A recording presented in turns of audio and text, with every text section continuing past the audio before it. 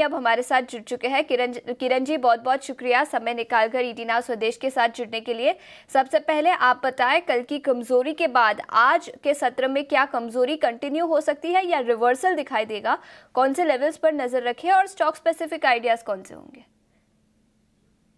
Morning everyone. So overall अगर हम last week का ही प्राइस एक्शंस को कंटिन्यू करें तो निफ्टी में कहीं ना कहीं हमने देखा था कि 100 डेज मूविंग एवरेज का रेजिस्टेंस था। फ्राइडे के दिन उसने क्लोजिंग दिया उसके ऊपर, लेकिन मंडे के सत्र में हमने देखा कि एक छोटी सी रेंज में मार्केट घूम रहा था, लेकिन 100 डेज मूविंग एवरेज को क्रॉस नहीं कर पाया। बिकॉज फेड की पॉलिसी है, कहीं ना कहीं इलेक्शन के बाद की पहली पॉलिसी है, तो कमेंट्री थोड़ी वो लार्जर टाइम फ्रेम के ऊपर देंगे कि यहाँ से वो एक दो महीना या तो next second half next year के फर्स्ट हाफ में वो लोग किस तरह से अपना व्यू पॉइंट रखते हैं, तो उसको लेके मार्केट थोड़ा स्केप्टिकल है। साथ ही साथ डोमेस्टिक में भी हमारे डोमेस्टिक मार्केट की अगर हम बात करें तो फेब्रुआरी सॉरी जनवरी एंड में हम बजट भी देखेंगे, तो कहीं ना कहीं बजट को लेके भी काफी सारी उम्मीदें और काफी सारी एक्सपेक्टेशंस बिल्ड होने लगती है। तो मार्केट उस ये दोनों चीजों को लेके थोड़ा अनडिसाइसिव नेचर के अंदर ट्रेड कर रहा है, तो इसीलिए प्रॉफिट बुकिंग हमने कल के सत्र में देखी है। लेकिन आप देखोगे कि काफी सारे mid cap small cap stock हैं जहां पे हमने उतना कुछ गिरावट नहीं देखी है। हालांकि large cap stocks like Reliance हो गया, एचडीएफसी बैंक हो गया, या तो आईटी का आप देख लीजिए, फार्मा देख लीजिए, तो उसमें जो हैवी वेटेड शेयर्स थे वहां पे प्रॉफिट बुकिंग आई, उसके चलते हमने प्रॉफिट बुकिंग देखे।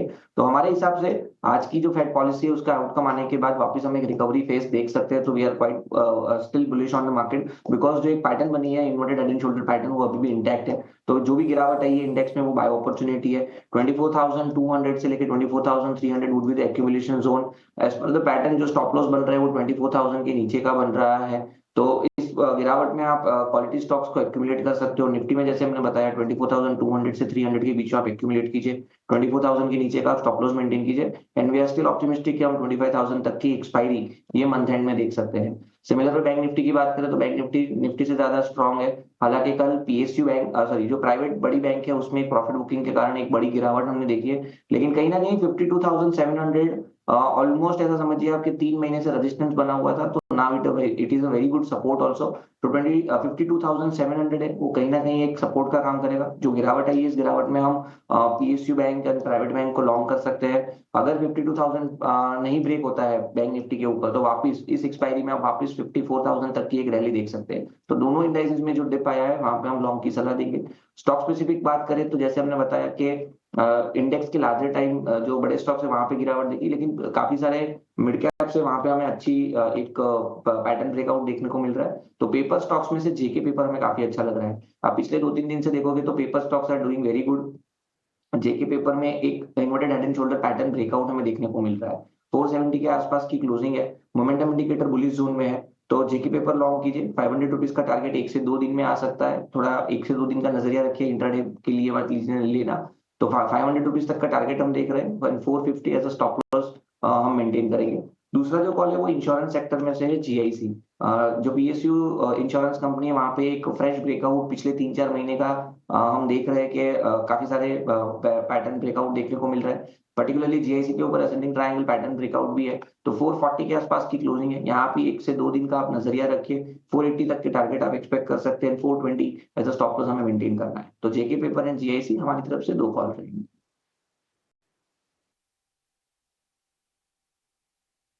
जेके जेके पेपर 500 रुपये का टारगेट, 450 रुपये का स्टॉप लॉस आपको लगा के चलना है। और दूसरा शेयर है जीआईसी आरई, 480 रुपये का टारगेट, 420 रुपये का स्टॉप लॉस। ये दो के दो बाई के कॉल्स हैं किरण जी के बाजार में। इस बीच हमारे साथ विवेक कारवा भी जुड़ चुके हैं। विवेक जी, बहुत बहुत शुक्रिया समय निकालकर जुड़ने के लिए। और सबसे पहले मैं आपकी राय सीमेंट सेक्टर पर लेना चाहूंगी। अंबुजा सीमेंट ने अमेलगमेशन अनाउंस किया है। एनालिस्ट का मानना था कि ये ऑन एक्सपेक्टेड लाइंस है, लेकिन as a whole cement sector में काफ़ी कंसोलिडेशन दिखा है।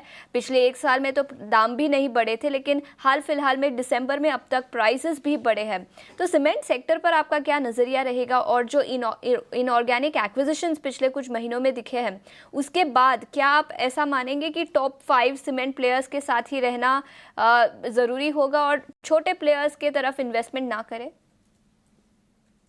गुड मॉर्निंग सबको। देखिए, दो तीन चीजें हैं इधर। एक तो सीमेंट सेक्टर ने परफॉर्मेंस इतना कोई खास दिखाया नहीं है पिछले समझ लीजिए 1 साल से। कई कई कारण थे उसके, लेकिन अब इनफैक्ट अंबुजा अगर मतलब एक्विजिशन वगैरह, अमलगमेशन वगैरह कर रहा है, तो ये कंसोलिडेशन की ओर सेक्टर जा रहा है और ये एक्सपेक्टेड था। इनफैक्ट जैसे आज के दिन हमारे पास मोबाइल कंपनीज आप अगर देखो तो या दो ही तीन ही रह गई है, आगे चल के आपको काफी कंसोलिडेशन होके सीमेंट में आपको दिखेगा कि मेजर प्लेयर्स हो सकता है कि 6-7 पूरे देश में हो। इसका कारण मेनली ये है क्योंकि सीमेंट का सबसे बड़ा कॉस्ट आज के दिन है ट्रांसपोर्टेशन।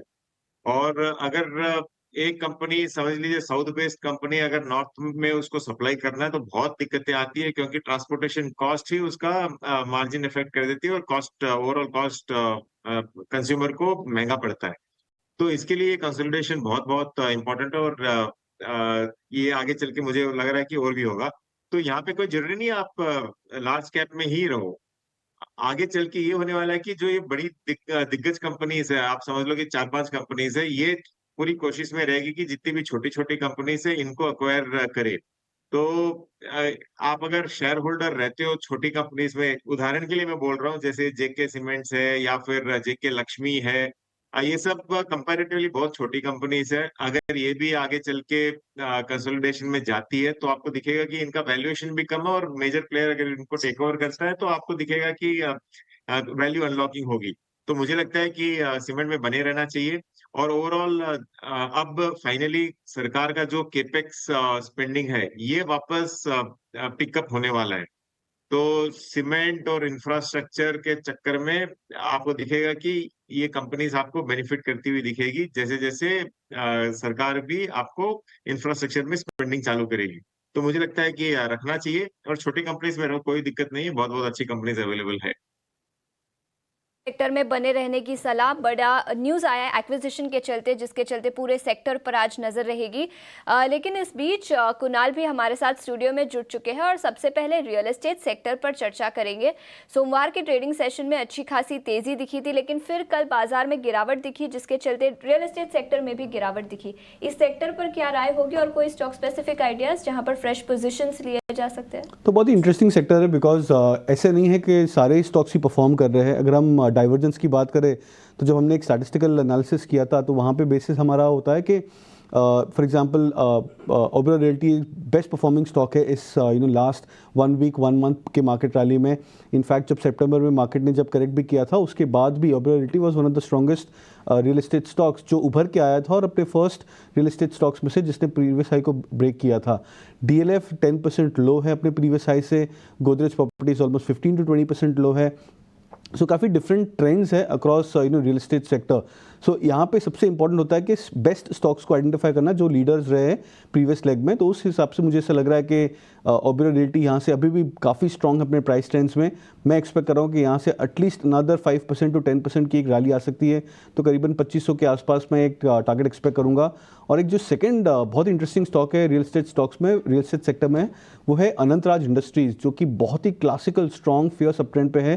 800 के आसपास ट्रेड कर रहा है। मेरा मानना है कि स्टॉक 880 और 900 के लेवल्स को भी क्रॉस कर सकता है आने वाले 2 से 3 हफ्तों में। और शेयरों पर जरा नज़र डालते हैं। और वैसे तो मेटल में हमने कल देखा कि चौतरफा कमजोरी ही थी, बड़े वाले जो शेयर थे गिर रहे थे, लेकिन एक शेयर रेजिस्टेंस दिखा रहा था, वो था नाल्को का। कुणाल जी, नाल्को जरा आप देखिए, नाल्को कैसा लग रहा है आपको शेयर ये?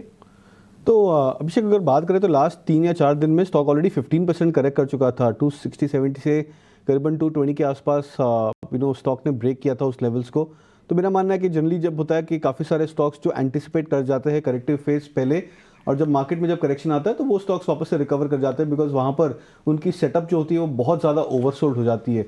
तो कल के बाउंस के बाद ऐसा लग रहा था कि एक ओवरसोल्ड बाउंस है नाल्को में, जो 220 के लेवल से स्टॉक ने रैली किया। मेरा ऐसा मानना है कि ओवरसोल्ड बाउंसेस में शायद 1-2 दिन की मूव और आ सकती है। 230-232 तक का एक बाउंस एक्सपेक्ट कर रहा हूँ फर्दर नाल्को में। बट अगर स्टॉक वापस अपने रेजिस्टेंस को ना क्रॉस कर पाए, 235 के आसपास के रेजिस्टेंस को ना क्रॉस कर पाए, तो शायद एक वापस रीटेस्ट कर ले 220 का। तो यहाँ पे डुअल सेटअप रह सकता है। पहले इनिशियली 5 to 6 पॉइंट्स का बाउंस रह सकता है 232 तक का, और अगर वो लेवल्स को क्रॉस ना कर पाए हायर साइड पे तो वापस से 220 का एक रीटेस्ट आ सकता है। ओके कुणाल, हाय, गुड मॉर्निंग। इनफैक्ट मार्केट इतना वॉलेटाइल हो चुका है, पिछले 2 ट्रेडिंग सेशन में भी लिटरली हम देख रहे हैं कि डाउन ट्रेंड्स इतने हैं कि पार्टिसिपेंट्स कंफ्यूज हैं कि एंटर करें या नहीं। So JOMO, which is joy of missing out, will it get converted into FOMO? And also आपकी तरफ से स्टॉक स्पेसिफिक रिकमेंडेशंस क्या होंगे before we let you go? जी हाँ, आई थिंक काफ़ी टफ हो चुका है मार्केट लास्ट 3 से 4 महीनों में। अगर हम देखें सितंबर के हाइस के बाद में, बिकॉज हमने कंसिस्टेंट सेलिंग कहीं पे भी नहीं देखी एक बार भी। मेरा ऐसा मानना है कि शायद मार्केट एक इंडिकेशन कर रहा है कि यहाँ पे आप ट्रेडिंग एक्टिविटी और पोजीशन साइज को थोड़ा सा लिमिट कीजिए और यहाँ पे एकदम स्टॉक स्पेसिफिक कन्विक्शन ट्रेड्स पे ही ज़्यादा बेट लीजिए rather than going with any stock which is on high momentum generally, because वो होता है मोमेंटम स्टॉक्स में मार्केट में हम काफ़ी सारे स्टॉक्स को ट्रेड कर जाते हैं, बट यहाँ पे सिलेक्टिव होना बहुत ही ज़्यादा इंपॉर्टेंट है। और सबसे ज़्यादा खास बात जो एक स्ट्रैटेजी में ट्वीक मैं सजेस्ट करूँगा कि मोमेंटम को चेज ना करें। अगर आपको रिस्क रिवॉर्ड जब फेवरेबल होता है, जब मार्केट्स डिप डाउन कर जाता है, सपोर्ट लेवल्स के आसपास आता है, तो वहाँ पे इनिशिएट करना ज़्यादा लाभदायक होता है। तो मैं यहाँ पे कपल ऑफ ट्रेड्स सजेस्ट करूँगा। पहला इनफैक्ट बाय साइड पर रहेगा वो है जोमेटो, 290-95 के आसपास वापस ट्रेड कर रहा है। क्लासिकल स्टॉक है, अपने प्रीवियस हाइज 300 प्लस के लेवल से स्टॉक करेक्ट कर चुका है, तो यहाँ पे रिस्क रिवॉर्ड भी फेवरेबल है, सेटअप काफ़ी ज़्यादा स्ट्रॉन्ग है। तो मैं एक्सपेक्ट करूँगा स्टॉक यहाँ से वापस से 305 के लेवल्स को क्रॉस कर जाए और स्टॉप लॉस यहाँ पे रख सकते हैं 290 का।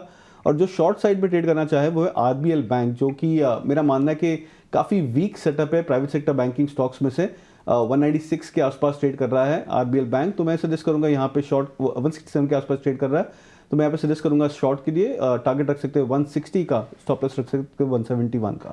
ओके, पैनल पर ध्वनि पटेल भी जुड़ गई हैं, फिनवर्सिफाई की फाउंडर। आइए उनसे उनकी मार्केट स्ट्रैटेजी और साथ ही स्टॉक स्पेसिफिक रिकमेंडेशंस भी जान लेते हैं। ध्वनि, गुड मॉर्निंग, बताएं आपकी नजर आज कहां पर है? बाजार वैसे लगातार तीसरा सेशन है जबकि कमजोरी के साथ खुलने के आसार दिखा रहा है।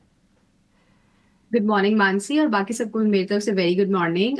यहाँ पे डेफिनेटली बाजार के अंदर हमें कमजोरी देखने को मिल रही है, बट स्टॉक स्पेसिफिक एक्शन काफी अच्छा देखने को मिल रहा है, जहाँ पे कुछ एक स्टॉक्स है जहाँ पे ब्रेकआउट्स भी देखने को मिल रहे हैं। जैसे सबसे पहला काउंटर जो मुझे आज पसंद आ रहा है वो है यूनाइटेड स्पिरिट्स का।